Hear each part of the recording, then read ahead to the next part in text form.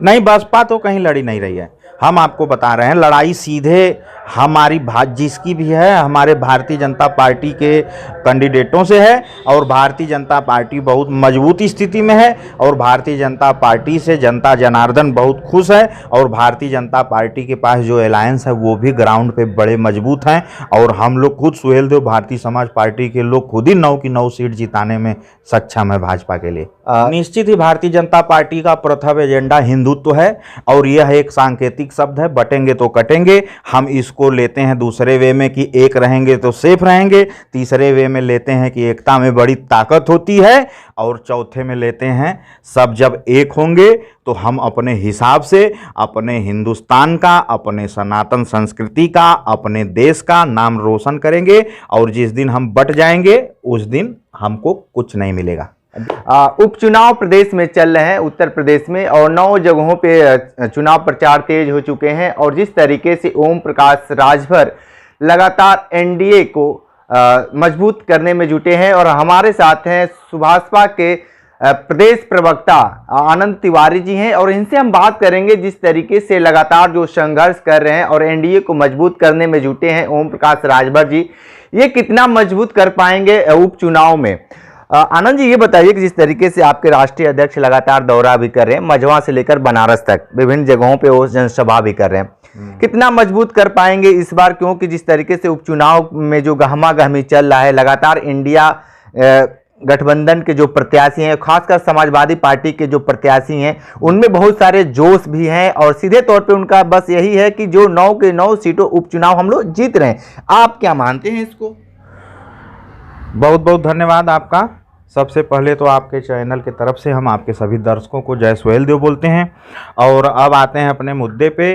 तो रही बात उपचुनाव की, तो उपचुनाव का एक ही मतलब निर्धारित हो गया है परिणाम कि 9 की 9 भारतीय जनता पार्टी और उसके अलायंस जीत रहे हैं, और 9 की 9 जीत कर यह फिर से साबित कर देंगे कि जो विपक्ष में है वो उपचुनाव अगर जीत भी जाता है तो उसके बस की कुछ भी नहीं है। जो सरकार में है, ये उपचुनाव सरकार का चुनाव है, सरकार उपचुनाव जीतती है और उस क्षेत्र का भी विकास करती है, और जहां उपचुनाव होते हैं उस क्षेत्र को भी मुख्य धारा में बहाती है। जी, मझवा को लेकर क्या कहेंगे? मझवा में तो जिस तरीके से लगातार ये कहा जा रहा है कि भारतीय जनता पार्टी ग्राउंड से बाहर है। ऐसा नहीं है। जब 9 की 9 हम जीत रहे हैं तो मझवा में बाहर कहाँ चले जाएंगे? हम तो 9 की 9 जीत रहे हैं ना, तो हम हर जगह कहीं बाहर नहीं है। 9 की 9 में समाजवादी पार्टी बाहर है लड़ाई के। लेकिन जिस तरीके से मझवा को हम खास करके बात कर रहे हैं, वहाँ पे बता रहे हैं कि दूसरे नंबर पे लीड कर रही है बहुजन समाज पार्टी और 1 नंबर पे समाजवादी पार्टी। नहीं, बसपा तो कहीं लड़ी नहीं रही है। हम आपको बता रहे हैं, लड़ाई सीधे हमारी जिसकी भी है हमारे भारतीय जनता पार्टी के कैंडिडेटों से है, और भारतीय जनता पार्टी बहुत मजबूत स्थिति में है, और भारतीय जनता पार्टी से जनता जनार्दन बहुत खुश है, और भारतीय जनता पार्टी के पास जो अलायंस है वो भी ग्राउंड पे बड़े मजबूत हैं। और हम लोग खुद सुहेल देव भारतीय समाज पार्टी के लोग खुद ही 9 की 9 सीट जिताने में सक्षम है भाजपा के लिए। योगी आदित्यनाथ का जो भाषण था, कटोगे तो बटोगे, अब लगातार ये बोला भी जा रहा है, और जिस तरीके से कांग्रेस के जो अध्यक्ष हैं मल्लिकार्जुन खड़गे भी उसका बहुत सारे चीज़ों को लेकर बयान दिए हैं। क्या मानते हैं इसको?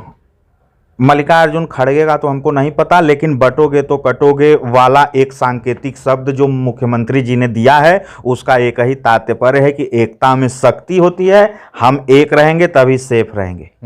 लेकिन सेफ की बातें तो कह रहे हैं, ये सारे समाजवादी भी कह रहे हैं कि हम सेफ रहेंगे तो सुरक्षित रहेंगे, वो भी कह रहे हैं, ये भी कह रहे हैं कि हम पढ़ेंगे तो आगे बढ़ेंगे। बहुत सारे जैसे ही मुख्यमंत्री योगी आदित्यनाथ ने जो ये भाषण बोले, तमाम तरह के लोग जो स्लोगन है तमाम तरह के लिख डाले। तो आप क्या मानते हैं जिस तरीके से ये स्लोगन है, उसके स्लोगन को लगातार लोग खंडन कर रहे हैं, तो इस उपचुनाव में और भी प्रदेशों में भी चुनाव हो रहा है, तो ये स्लोगन खासकर महाराष्ट्र में भी सीधे वहाँ के जो लोग हैं नकार दिए हैं। तो आप क्या मानते हैं ये यूपी में जो है इसका माहौल जो बनाया जा रहा है भारतीय जनता पार्टी द्वारा, ये माहौल से कुछ सफलता मिल पाएगा? निश्चित ही भारतीय जनता पार्टी का प्रथम एजेंडा हिंदुत्व है, और यह एक सांकेतिक शब्द है, बटेंगे तो कटेंगे। हम इसको लेते हैं दूसरे वे में कि एक रहेंगे तो सेफ रहेंगे, तीसरे वे में लेते हैं कि एकता में बड़ी ताकत होती है, है, और चौथे में लेते हैं सब जब एक होंगे तो हम अपने हिसाब से अपने हिंदुस्तान का, अपने सनातन संस्कृति का, अपने देश का नाम रोशन करेंगे, और जिस दिन हम बट जाएंगे उस दिन हमको कुछ नहीं मिलेगा। विपक्ष लगातार ये कह रहा है कि मुगलों का राज था, अंग्रेजों का राज था, उस समय हम नहीं बटे तो इस समय क्या बटेंगे? 2024 में जबरदस्ती भारतीय जनता पार्टी बांटना चाहती है। देखिए, तो उस टाइम देश गुलामी के दौर से चल रहा था, इस टाइम आज़ादी के दौर से चल रहा है, तो ये नारा अब के हिसाब से लागू होता है। उस टाइम तो पूरा देश ही गुलाम था, तो उस समय बटेंगे कटेंगे के नारा का कोई मतलब ही नहीं था। उस टाइम तो पूरा देश गुलाम था ना। तो क्या मानते हैं कि जिस तरीके से हिंदू मुस्लिम की जो राजनीति चलाई जा रही है पूरे देश भर में, क्या ही सफल रहेगा इस बार? देखिए, तुष्टीकरण की बातें हमेशा से विपक्ष करता है, कांग्रेस करती है, समाजवादी पार्टी करती है, बहुजन समाज पार्टी करती है।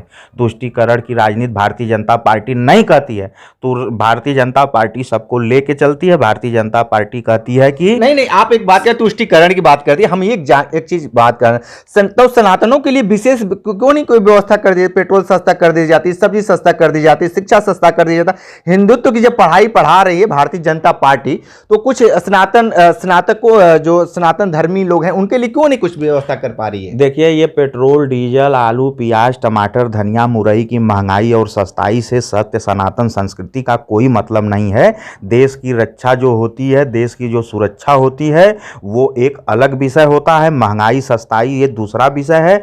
और एक चीज़ और आपको बता दें, ये जो खुदरा महंगाई बढ़ी है ये निचले स्तर पे है, ये एक दिन में कंट्रोल हो जाएगी।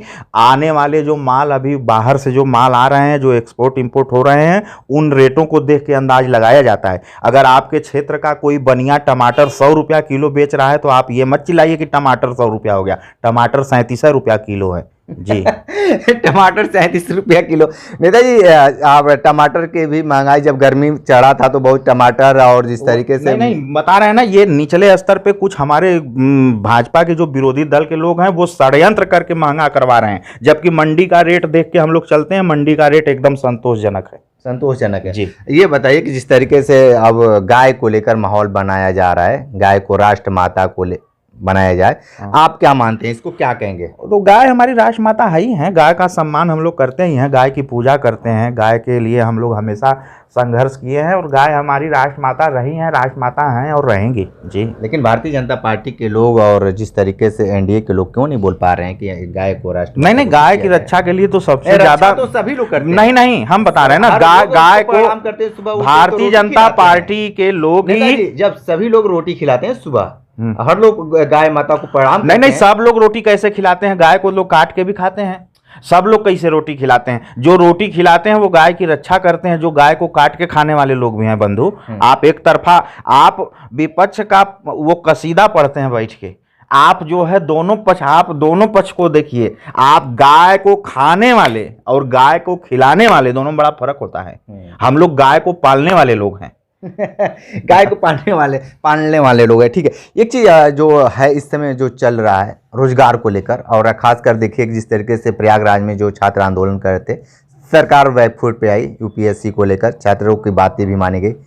जिस तरीके से छात्र आंदोलन किए, क्या अब यही रह गया है कि शालीनता से सरकार बातें नहीं मानेगी, हर चीज में आंदोलन ही? नहीं, मुख्यमंत्री जी, चुनाव बीत जाता है, इस चुनाव के बाद जो है इस मुद्दे पे मुख्यमंत्री जी गंभीरता से विचार करेंगे, सब तय है, इनकी नियुक्ति होगी बहुत जल्दी।